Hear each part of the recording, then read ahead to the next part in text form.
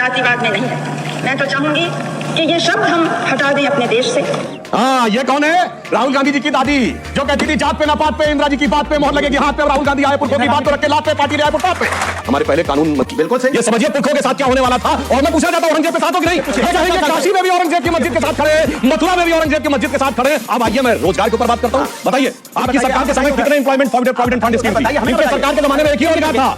UP में अपहरण और फिरौती, सपा के टाइम में अपहरण और फिरौती, सपा के टाइम में कट्टे बनने की खबर आती थी। और अब हमारे इंडस्ट्रियल कॉरिडोर में, जो डिफेंस कॉरिडोर में BrahMos intermediate and ballistic missile Lucknow में बन रहा है। ये देखिए एक नमस्कार दोस्तों, हमारे इस डिबेट पे आपका स्वागत है। देखिए सुधांशु जी ने जाति धर्म को बांटने वाले की अच्छी क्लास लगाई है, जिससे एसपी प्रवक्ता का मुंह लटक गया है। हमारा डिबेट अच्छा लगा तो लाइक कमेंट और सब्सक्राइब जरूर करें। चलिए शुरू करते हैं। हुए राजस्थान में अपनी जाति नहीं गोत्र भी बताओ। आज तक आप लोगों को नेताओं की जाति पता होगी, उपजाति और गोत्र नहीं पता होगा। वो भी प्रेस कॉन्फ्रेंस में बताया गया हो, ऐसा नहीं पता होगा।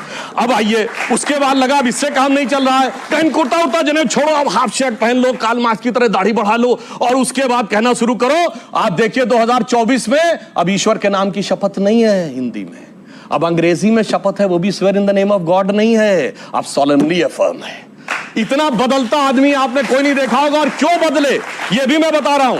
आप जाके, और मैं कहूंगा विवेक जी को तो उसका समर्थन करना चाहिए। त्रिवेदी, जाति और धर्म यह सियासी कर्म है, लेकिन शिवाजी को लेकर जो प्रधानमंत्री ने माफी मांगी है और कहा है कि हम तो वाकई दुखी हैं इसको देखकर कि जो शिवाजी की प्रतिमा गिर गई, लेकिन जो सावरकर को गाली देते हैं वो कब माफी मांगेंगे?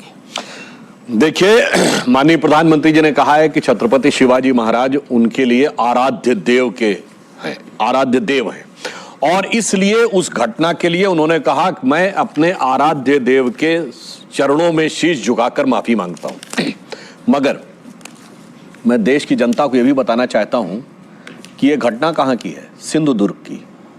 सिंधुदुर्ग में जानते क्या हुआ था? आज तक इंडिया की नेवल एक्सरसाइज जो होती थी वो हमेशा एक पर्टिकुलर जगहों के ऊपर होती थी। पिछले साल पहली बार सिंधुदुर्ग में हुई, क्योंकि सिंधुदुर्ग छत्रपति शिवाजी महाराज की नेवी का हेडक्वार्टर था। यह इस बात का प्रमाण है। नंबर 2, भारत की नौसेना के झंडे के ऊपर एक हिस्से में यूनियन जैक आज तक बना हुआ था।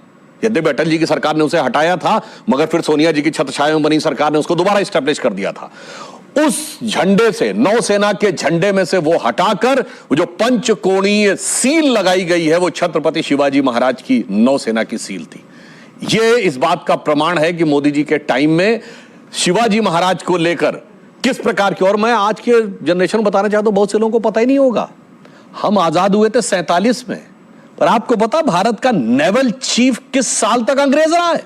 57।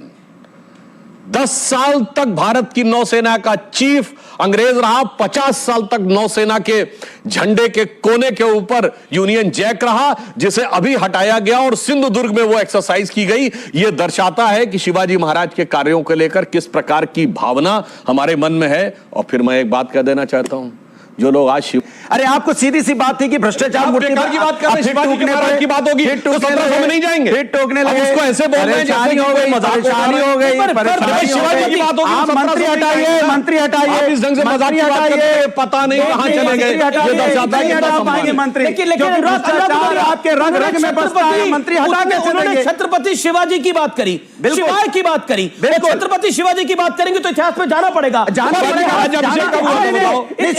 पड़ेगा। लेकिन मंत्री जिसने भ्रष्टाचार किया, जिसकी वजह से शिवाजी की मूर्ति गिरी, वो नहीं हटेगा, भ्रष्टाचार चलता रहेगा। कमाल की बात कर रहे हैं आप भी। इतिहास की नींव पे ही भविष्य खड़ा हो सकता है। यानी इनके बाप दादा, इनके नगर दादा नहीं होते तो आज ये इस दुनिया में नहीं होते। अरे बात करने दो, काहे चिल्ला रहे हो? मैं चिल्ला नहीं रहा, आपको पॉइंट बता रहा हूं। शुरू कर दिया। अगर आपके बाप दादा, अगर आपको भी बोल रहा हूं, अगर आपके पिताजी, एक सेकंड अनुराग गुदरिया, एक सेकंड, एक रैपिड फायर राउंड कर लेते हैं। अनुराग भाई, आपके पिताजी नहीं होते तो आप होते नहीं, आपके दादाजी नहीं होते तो आपके पिताजी होते नहीं, आपके परदादाजी नहीं होते तो आपके दादाजी होते आगे, बताइए भला, आपके नगर दादा नहीं होते तो आपके परदादाजी होते नहीं। इसीलिए शिवाय की बात करना, वो लोग हैं जो हर चीज को किस पे ले जाते हैं, किस पे लेके चले गए? ये धर्म पे। भाई धर्म हमारा आस्था का विषय है। सुन लीजिए सुधांशु जी, राजनीतिक विषय नहीं है। राजनीति करनी है तो कीजिए ना, बच्चों के रोजगार पे, महंगाई पे, बेरोजगारी पे, महिला अत्याचार पे, किसान पे करिए, ठोक के करिए, मैं आपके साथ खड़ा हूं। लेकिन राजनीति किसका कर रहे हैं आप? राजनीति कर रहे हैं, राजनीति किसका कर रहे हैं? धर्म के नाम पे मत कीजिए, धर्म के नाम पे हमें मत बांटिए। हम सुनिए, हम ना हिंदू है, ना मुस्लिम है, ना सिख है, ईसाई है, हम हिंदुस्तानी हैं। गर्व से कहते हैं हम भारतीय हैं। आप भी गर्व से कहो, क्यों बांटते हैं? अनुराग आपने अपनी बात को रखा। अब okay, Sudhanshu Trivedi, then Vivek ji, I will come to you. को जवाब देना चाहता हूं। भाई बता रहे हैं, बोल रहे थे शिवाजी महाराज के बारे में, फिर कहने लगे हिंदू नहीं है। अरे हिंदू साम्राज्य बनाया था उन्होंने, और मैं जवाब देना चाहता हूं। अभी जो बोलूंगा इसका ये जवाब नहीं दे पाएंगे। शिवाजी के राजकवि ने शिवाजी के राज्य के लिए लिखा है, कुंभकर्ण असुर अवतारी औरंगजेब, काशी और प्रयाग में दुहाई फेरी रब की, तोड़े देव देवालय शहर मोहल्ले के रे, लाखों मुसलमान किए माला तोड़ी सब की, और काशी करबला होती, मथुरा मदीना होती, शिवाजी ना होते तो सुन्नत होती सबकी। बिल्कुल सही। ये समझिए पुरखों के साथ क्या होने वाला था। और मैं पूछना चाहता हूं, औरंगजेब के साथ हो कि नहीं? ये कहेंगे काशी में भी औरंगजेब की मस्जिद के साथ खड़े हैं, मथुरा में भी औरंगजेब की मस्जिद के साथ खड़े हैं। अब आइए मैं रोजगार के ऊपर बात करता हूं। बताइए, आपकी सरकार के समय कितने एम्प्लॉयमेंट प्रोविडेंट फंड स्कीम थी? इनके सरकार के जमाने में एक ही रोजगार था, यूपी में अपहरण और फिरौती। लो जबरदस्त। सपा के टाइम में अपहरण और फिरौती का रोजगार, सपा के टाइम में कट्टे बनने की खबर आती थी। और अब हमारे इंडस्ट्रियल कॉरिडोर में, जो डिफेंस कॉरिडोर में BrahMos intermediate range ballistic missile Lucknow में बन रहा है। ये देखिए एक और मैं आता हूं स्वामी दीपांकर। स्वामी दीपांकर, अब बॉलीवुड की फिल्में आएंगी तो उसके बगल में एक जाति आनी चाहिए, मिस इंडिया की जाति भी बतानी चाहिए। हर्ज क्या है इसके अंदर? बस इतना समझ लीजिए, इतना सा हर्ज है कि बस नहीं चल रहा है, माथे पे चिपका दें। बस नहीं चल रहा, माथे पे चिपका दें। आप सोचिए कि जिस देश में जाति का कभी जिक्र तक नहीं था, वो देश समूचा जातियों में बांट कर रख दिया। जिस देश में जिक्र नहीं था, कब नहीं था बता रहा हूं। देखिए, पहली बार बोल रहे हैं, अनफेयर हो जाएगा। बताऊंगा। कम्युनिस्ट बोल रहा है जो कहता सिर्फ दो ही बातें होती थी, गरीब और अमीर, आज कम्युनिस्ट होगा किसी रंग। अरे ठीक है, मैं एक सेकंड में, ये स्वामी दीपांकर, लेकिन पर इन्होंने स्वाद चख लिया ना। इन्होंने 2024 में कुछ जो थोड़ी सफलता विपक्ष को मिली और मोदी का नंबर जो कम हुआ, उसमें एक स्वाद चख लिया। उनको लग रहा है कि जातिगत जनगणना होगी, जाति में अगर विभाजित भारत होगा तो इनका गेम बन जाएगा, और पॉलिटिकली सही है। अमीश भाई, पिछले 800 दिनों से 1 करोड़ से ज्यादा लोगों को जोड़ चुका हूं जिन्होंने संकल्प लिया कि जातियों में नहीं बटेंगे, एक होकर। लेकिन फायदा क्या हुआ? जिस इलाके से बात है वहां भी निपट गए। मुझे फायदा बताने की जरूरत नहीं है। बांग्लादेश में लाइव देख लीजिए, क्या फायदा है। हर चीज में फायदा होता है, हर चीज में फायदा। गजबे बात बता रहे हैं। केरला फाइल झूठी, कश्मीर फाइल झूठी, बांग्लादेश लाइव चल रहा है भाई। कल एक इन्हीं जैसी बिटिया पत्रकार मारी है जो नदी में बहती मिली है। जाति में जोड़ेंगे, धर्म में बांटेंगे। नहीं, जाति में जोड़ेंगे, गलत। धर्म के अनुसार बांटेंगे। बाबू गलत। तुम अलग अलग धर्म के हो, अलग रहो भाई। इतनी कटसी देखिए, ये बोलने नहीं दे रहे। अब ये इतनी सी कटसी है। ये सोचिए, सीतारामैया की सरकार है, लैंप पोस्ट लग रहे थे, तीर का निशान था और हनुमान जी की प्रतिमा हटा दी। कल सारे डंडे उखाड़ दिए गए वहां से। क्यों? क्योंकि एक वर्ग नाराज हो रहा। मुझे आज यहां ये बोलने नहीं दे रहे, कल तुम्हें बोलने देंगे? अरे क्या मजाक बोलने दे रहा है, क्यों नहीं बोल रहे? अमेरिका में राष्ट्रपति पद की उम्मीदवार थी तुलसी गबार्ड। उन्होंने वहां खड़े होकर कहा कि I am proud Hindu. Rishi Sunak यहां आते हैं, अक्षरधाम के बाहर आकर कहते हैं आई एम प्राउड हिंदू।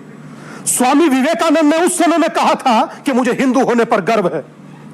और स्वर्गीय प्रधानमंत्री अटल जी कहते थे कि हिंदू तनमन, हिंदू जीवन, रग रग हिंदू मेरा परिचय।